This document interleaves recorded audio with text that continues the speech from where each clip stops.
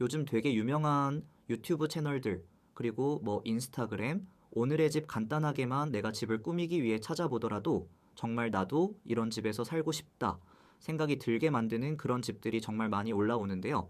그런데 막상 따라하려고 하면 우리 집 구조는 또 다르고 저처럼 인테리어에 재능이 없으신 분들은 이거 어떻게 하는 거지? 싶어서 막막하실 거예요. 마치 요리 초보가 레시피를 다 알려줘도 요리를 못하는 것처럼 그래서 인테리어 초보들도 예쁜 집을 봐도 따라하기가 어렵단 말이죠. 이게 단순히 레시피를 많이 안다고 요리를 잘하는 게 아닌 것처럼 요리를 잘하기 위해서는 레시피를 많이 아는 게 아니라 파기름을 내기 위해서는 센 불로 해야 하는지 약한 불로 해야 하는지 센 불로 해야 한다면 왜 센 불로 해야 파기름이 더 잘 나오는지 이런 종류의 원리를 알아야 요리 실력이 느는 것처럼 인테리어를 잘하기 위해서도 원리를 알아야 하는 거예요. 그리고 그 원리들 중에서도 가장 먼저, 가장 기본이 되어야 하는 게 바로 공간 분리예요.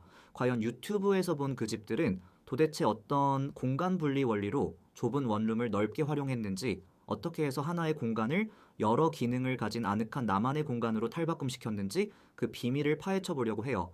지금부터 소개해드릴 공간 분리 원칙들은 제가 수많은 인테리어 사례를 분석하면서 정리한 핵심 노하우들이에요. 이 원칙들만 알고 계셔도 여러분이 앞으로 집을 꾸밀 때 훨씬 체계적이고 효과적으로 접근하실 수 있을 거예요.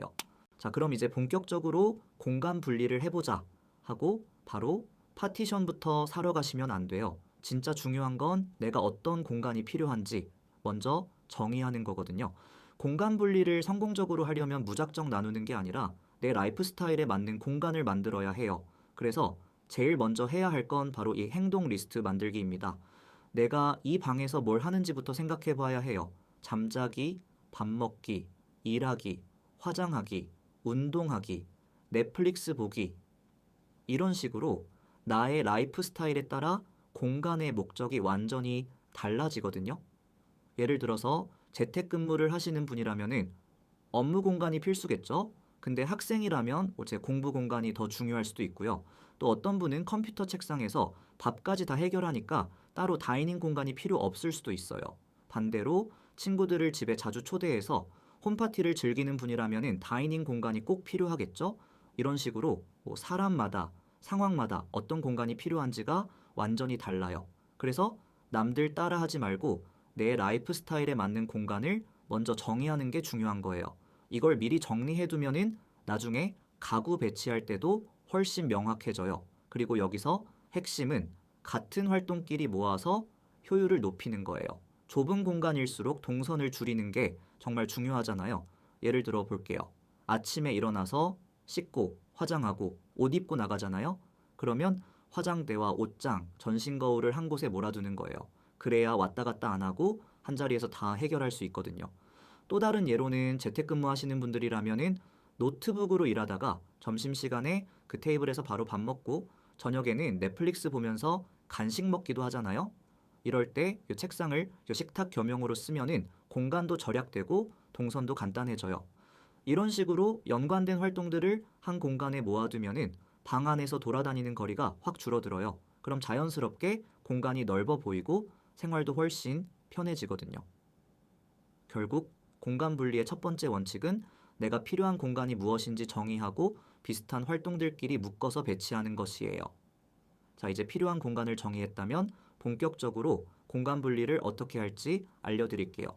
첫 번째 방법은 바로 러그를 활용하는 거예요. 이거 진짜 간단하면서도 효과가 엄청 좋거든요. 그래서 다른 색깔의 러그를 깔면 공간이 확실하게 구분돼요.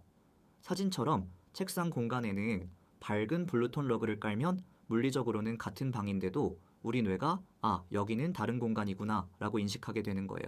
이런 식으로 색깔이나 질감이 다르면 우리 뇌가 공간을 다르게 인식하게 되면서 시각적 경계가 생겨요. 그러면은 이 심리적으로도 여기는 잠자는 공간, 저기는 생활하는 공간이라고 자연스럽게 구분하게 되는 거죠. 특히 러그는 필요에 따라 언제든 바꿀 수 있어서 정말 실용적이고 가격도 부담스럽지 않아서 공간 분리 입문자분들에게 딱 좋은 방법이에요. 그리고 원룸 사시는 분들은 대부분 월세나 전세잖아요. 그래서 인테리어에 한계가 있는데 러그는 그냥 바닥에 깔기만 하면 되니까 집 자체를 건드릴 필요가 없어서 정말 좋거든요. 나중에 이사 갈 때도 그냥 들고 가면 되고요. 게다가 계절에 따라 바꿔도 되거든요.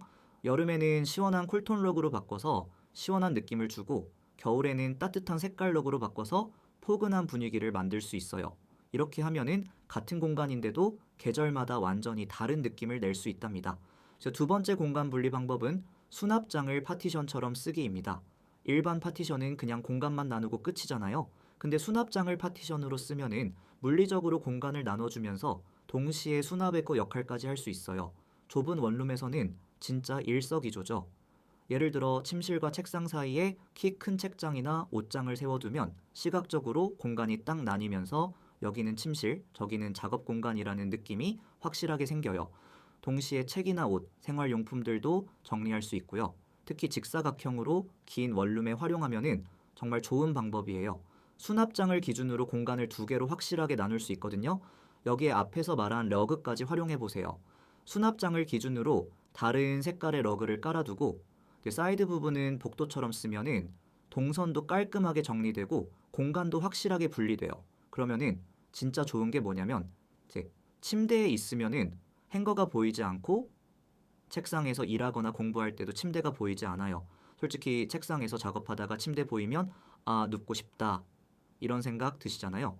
그런 유혹을 아예 차단해 주니까 작업 집중도가 확실히 올라가거든요. 세 번째 공간 분리 방법은 가벽과 패브릭 활용하기입니다. 앞에서 설명했던 수납장을 파티션으로 이용하는 방식은 정사각형 원룸에는 활용하기 어려운데요. 그 이유는 정사각형 공간의 특성상 동선이 중앙으로 이어지기 때문에 큰 수납장을 중간에 두면 오히려 동선이 막혀버리기 때문이에요. 이 경우에는 공간을 잘게 조개야 하는데요. 이 경우 파티션을 이용하는 방식이 효과적입니다. 특히 정사각형 원룸에서는 FJA 배치를 활용하면 좋습니다. 그 이유는 대부분의 가구가 직사각형 형태이기 때문에 많은 분들이 벽에 붙여 공간을 구성하게 되는데 이로 인해 중앙 공간에는 빈 공간이 생기고 동선이 낭비되기 때문이에요. 그래서 동선을 FJA로 만들어 파티션을 배치하면은 중앙 공간까지 효율적으로 활용할 수 있는 최적의 동선을 만들어 줄 수 있게 되죠. 이럴 때 활용할 수 있는 방법에는 가벽 파티션과 패브릭 포스터, 커튼이 있습니다. 먼저 가벽 파티션의 경우 수납장보다 훨씬 얇아서 공간을 많이 차지하지 않으면서도 효과적으로 공간을 분리할 수 있습니다. 그 다음으로 패브릭 포스터나 커튼을 활용하는 방법이 있는데요. 이 방법의 장점은 부드럽고 유연한 느낌으로 공간을 분리해준다는 점입니다. 특히 커튼의 경우 필요할 때는 걷어서 공간을 완전히 열어둘 수 있고 분리가 필요할 때는 쳐서 막을 수 있어 가장 유연하게 활용할 수 있는 방법이죠. 이렇게 패브릭 포스터나 커튼으로만 공간을 나누다 보면은 자칫하면은 오히려 방이 더 어수선해 보일 수도 있어요. 이럴 땐 어떻게 하느냐? 바로 가벽 파티션을 뼈대처럼 활용해 주는 겁니다. 기본적으로 나무나 철제 프레임 같은 파티션을 기준으로 두고 그 위에 패브릭을 덧대면은 훨씬 안정적이고 분리감도 확실하게 줄 수 있어요.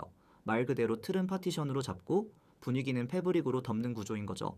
그러면 구조감도 생기고 스타일도 챙길 수 있는 일석이조의 방법이 됩니다.